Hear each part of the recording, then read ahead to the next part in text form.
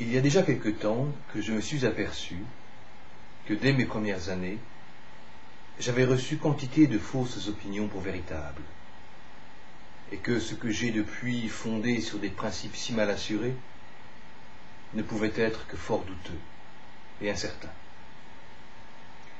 De façon qu'il me fallait entreprendre sérieusement, une fois en ma vie, de me défaire de toutes les opinions que j'avais reçues jusqu'alors en ma créance, et commencer tout de nouveau, dès les fondements, si je voulais établir quelque chose de ferme et de constant dans les sciences.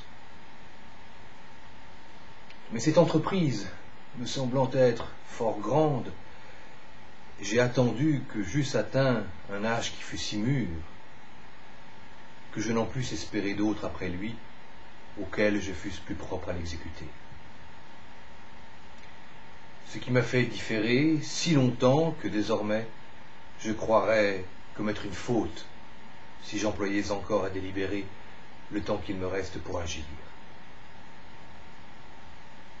Maintenant donc que mon esprit est libre de tout soin et que je me suis procuré un repos assuré dans une paisible solitude, je m'appliquerai sérieusement et avec liberté à détruire généralement toutes mes anciennes opinions. Or, il ne sera pas nécessaire, pour arriver à ce dessein, de prouver qu'elles sont toutes fausses, de quoi peut-être je ne viendrai jamais à bout. Mais, d'autant que la raison me persuade déjà que je ne dois pas moins soigneusement m'empêcher de donner créance aux choses qui ne sont pas entièrement certaines et indubitables, qu'à celles qui nous paraissent manifestement être fausses, le moindre sujet de douter que j'y trouverai suffira pour me les faire toutes rejeter.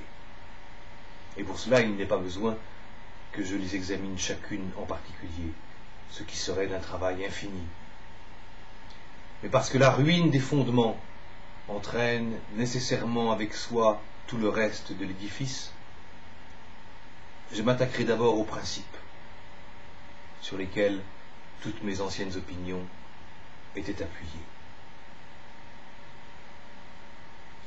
C'était le début de la première méditation de René Descartes.